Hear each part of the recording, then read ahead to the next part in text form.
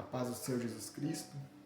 Gostaria de compartilhar um versículo que está aqui em 1 Samuel, capítulo 12, que é o verso de número 24, que diz assim: Tão somente temei ao Senhor e servi-lo fielmente com todo o vosso coração, porque vede quão grandiosas coisas vos fez.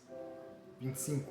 Porém, se perseverardes em fazer o mal, perecereis, assim vós como o vosso rei.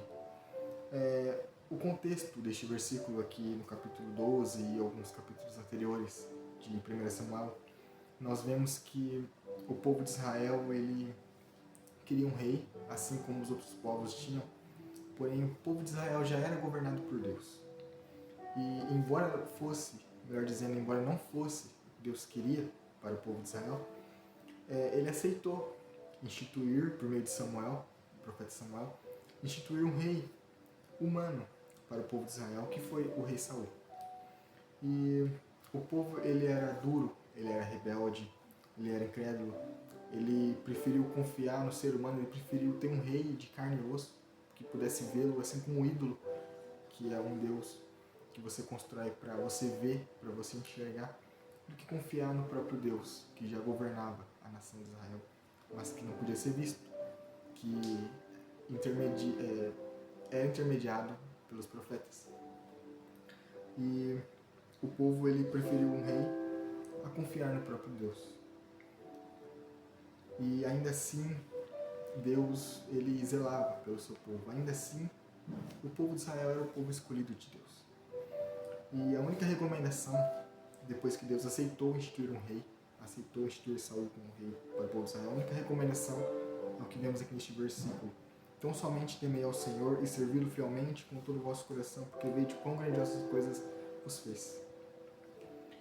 A única recomendação era temer, servir com fidelidade, de coração e não perseverar na prática do mal. Porque já haviam sinais de tudo que Deus havia feito para aquele povo.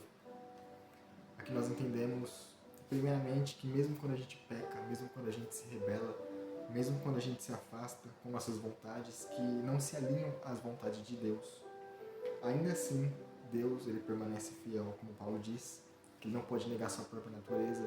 Mesmo que a gente seja infiel, ele permanece fiel. Deus, ele permanece zelando pelo cuidado e pela prosperidade do seu povo escolhido. E mesmo com o histórico de pecado, de rebeldia, ele continua operando grandes maravilhas em nosso favor.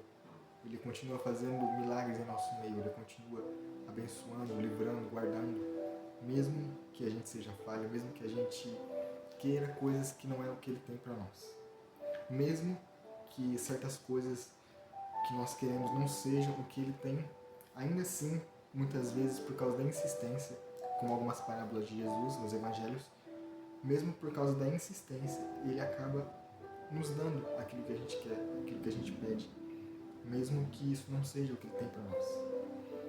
E o que eu deixo para você, assim como Deus falou comigo, é que tudo que ele pede para nós não é muito.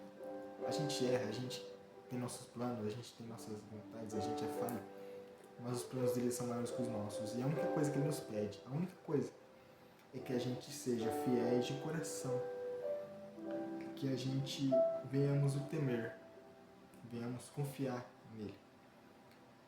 Porque caso contrário a gente receberá castigo. O pai repreende aquele que ama, ele não castiga porque ele é mau, ele castiga porque ele ama. O pai não castiga o filho porque o pai é mau, o pai castiga o filho porque o pai ama. E toda repreensão traz fruto de justiça. Todo castigo agora que a gente não entende, lá na frente a gente aprende que era para o nosso bem. E assim como o pai repreende aquele que ama, tudo o que Deus faz é porque ele nos conhece melhor que nós mesmos, é porque ele sabe o que nós não sabemos. E a gente só precisa confiar que os caminhos dele são sempre melhores que os nossos.